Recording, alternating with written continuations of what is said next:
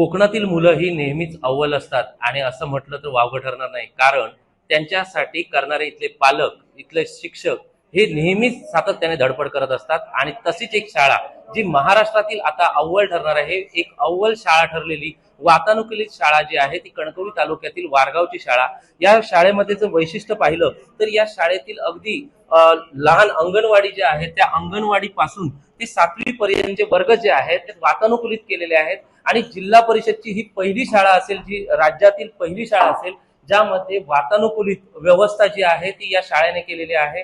प्रत्येक वर्गामध्ये एसी बसवण्यात आला आहे आणि एसी मधून हे विद्यार्थी आता पुढचं शिक्षण घेणार आहेत. एकीकडे जिल्हा परिषदच्या शाळा बंद होत आहेत, त्याचप्रमाणे जिल्हा परिषदची पटसंख्या कमी होत, शिक्षकांवर प्रमाणे दुसऱ्या शाळांमध्ये जावं लागतं. मात्र असे असताना सिंधुदुर्ग जिल्ह्यातील ही पहिलीच शाळा असेल जी वातानुकूलित झालेली आहे आणि ज्या ठिकाणी हे विद्यार्थी आहेत ते आता आपलं अध्ययनाचं काम जे आहे ते करणार आहेत. प्रत्येक वर्गामध्ये एसी बसवण्यात आलेला आहे आणि आपल्यासोबत ही विद्यार्थिनीच आहेत. मला सांग, आता तुमच्या वर्गामध्ये एसी बसवलेला आहे, आता इथून पुढे कसं वाटेल शाळेमध्ये अभ्यास करताना?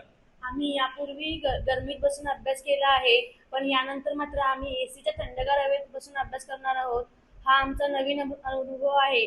या अनुभवाची मात्र आम्ही नक्की मजा घेणार आहोत. मला सांग, महाराष्ट्रातली पहिली शाळा आहे, म्हणजे तुझ्यासारखीच अशी मुलं जी महाराष्ट्रामध्ये शिक्षण घेतात ती मात्र कडक उन्हामध्ये घेतात, आणि तुझ्यासाठी म्हणजे तुमच्यासाठी ही शाळा जी आहे ती संपूर्ण लहान मुलांपासून मोठ्यांपर्यंत ही एसी केलेली आहे, म्हणजे वातानुकूलित केलेली आहे. कसं वाटतं?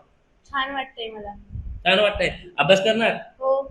तर निश्चितच जर पाहिलं तर ही मुलं जी आहेत यांच्या चेहऱ्यावरचा आनंद जो आहे तो द्विगुणित झालेला पाहायला मिळतोय. आपल्यासोबत या येथील ग्रामस्थ देखील आहेत. मला सांगा, आपल्याकडे ही शाळा व्यवस्थापन असेल किंवा इथल्या ग्रामस्थ असतील, यांच्या संपूर्ण एकत्रितपणाने ही शाळा जी आहे ती आज वातानुकूलित झालेली पाहायला मिळते. कसं बघताय? प्रथमतः आमच्या ह्या गावचे वारगावचे सरपंच नाना शेटे यांचे खरोखर मी आभार व्यक्त करतो या गोष्टीचा. आणि ह्या शाळेमध्ये पण आम्ही शिकलेलो आहोत, पण आज आमच्या शाळेचा कायापलट आमच्या गावचे सरपंच नाना शेटे यांनी या गावाचा पण सर्वांगीण विकास केलेला आहे.